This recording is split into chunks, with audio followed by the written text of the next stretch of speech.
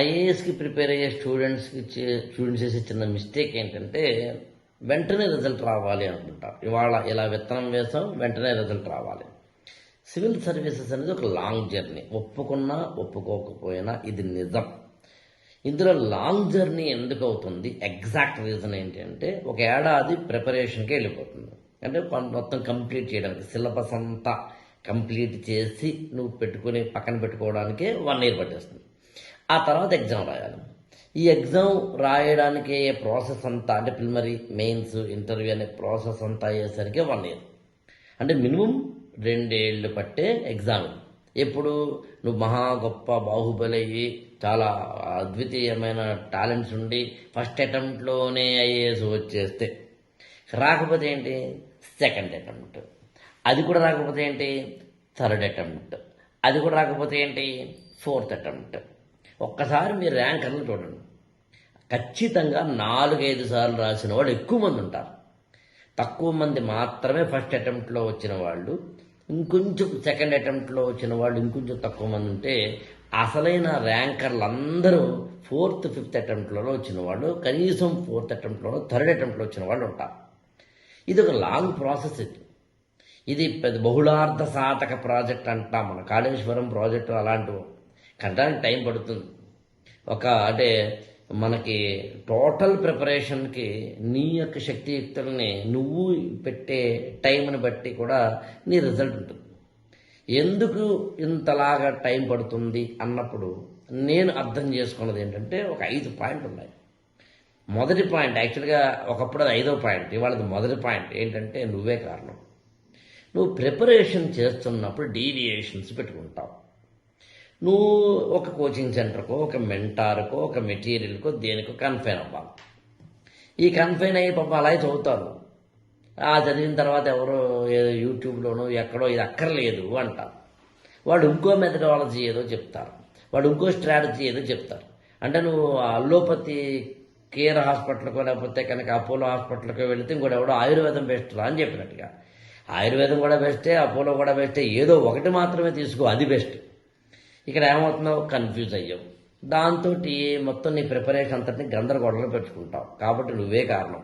5లో మొదటిది, ఒకప్పుడు నిజంగా 5వది. ఈ మధ్యన యూట్యూబ్ ఛానల్స్ పెరిగిపోవడం వల్ల, వెబ్సైట్లు పెరిగిపోవడం వల్ల, అనేకమైన డంపింగ్ ఆఫ్ ది ఇన్ఫర్మేషన్ అవ్వడం వల్ల, అందుకని ఒకటే పెట్టుకో ఏం చేయాలి సరే. ఇంకా రెండవ కారణం ఏంటి అంటే, సరైన మెథడాలజీని ఎంచుకోకపోవడం. కొంతమందికి కోచింగ్ బెస్ట్, కొంతమందికి personal study time table best, కొంతమందికి మెంటరింగ్ బెస్ట్. ఒక్కొక్కడు సూట్ అవుతుంది.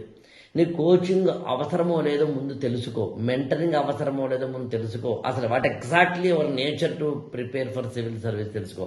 అది తెలుసుకోనప్పుడు మిస్ మ్యాచ్ అయ్యే 2 ఏళ్ళు దానికే వెళ్ళిపోతుంది. ఆ తర్వాత అర్థం అవుతుంది, అదే అసలు ఇది కాదు కదా ప్రిపేర్ అవ్వాల్సింది అని. ఇక మూడవది ఏంటి అంటే, ఇక్కడ యూపీఎస్సీకి సంబంధించి కొన్ని మెలకువలు ఉన్నాయి. నాకు తెలిసి ఆ మెలకువల్లో ఒకటి old questions analysis, 2 current affairs మీద కమాండ్. కరెంట్ అఫైర్స్ మీద కమాండ్ అంటే ప్రతి ఒక్కళ్ళు న్యూస్ పేపర్ చదువుతారు, అది కాదు, రిలవెంట్ కరెంట్ అఫైర్స్. ఇంకా లైక్ స్కిల్స్లో ఇంపార్టెంట్ ఏంటంటే, కొంతమందికి ప్రిలిమినరీ టాలెంట్ ఉంటుంది, కొంతమందికి మెయిన్స్ టాలెంట్ ఉంటుంది, కొంతమంది ఆప్షనల్ టాలెంట్ ఉంటుంది. సో ఏది ఎక్కడ నీకు టాలెంట్ తెలుసుకోగలిగి ఉండాలి.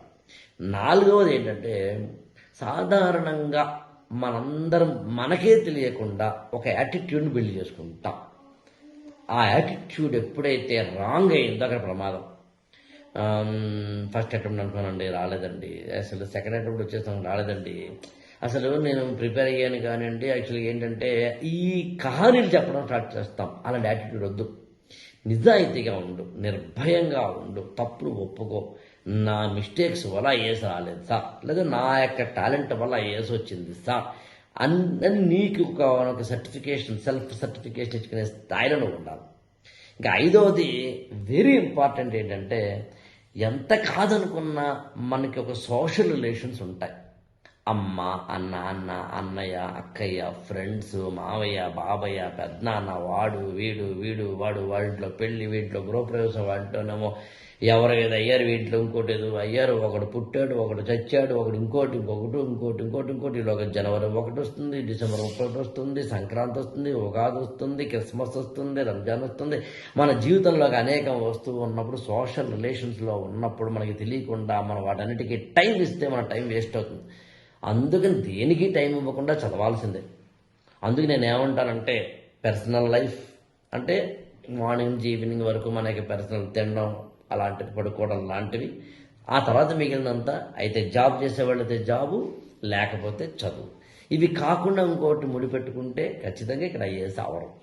సో అందుకని ఐ రిక్వెస్ట్, 2 ఏళ్ళు పట్టిందా 3 ఏళ్ళు పట్టిందా అంతే కాదు, మామిడి టెంకని భూమిలో పాతాక అది నువ్వు పెరిగి పెద్దదై మొదటి పంట, మొదటి కాయ, మొదటి పిందె వచ్చేంత వరకు నిరీక్షించగలిగితే, ఆ తర్వాత కూడా అది అనేకమైన పండ్లనిచ్చే స్థాయి వరకు నువ్వు నిరీక్షించగలిగితే, అప్పుడు మాత్రమే నువ్వు టెంక, విత్తనం, నాటు లేదా వద్దు అంటే సివిల్ సర్వీసెస్ ప్రిపరేషన్కి అడుగు పెట్టినప్పుడే డిసైడ్ అవ్వాలి. నువ్వు అయ్యేంత వరకు ఇక్కడ ఉండాలి సార్, మధ్యలో నేను వెళ్ళిపోతాను సార్, నాకు వల్ల కాదు సార్ అంటే ఇక్కడ ఉపయోగం లేదు.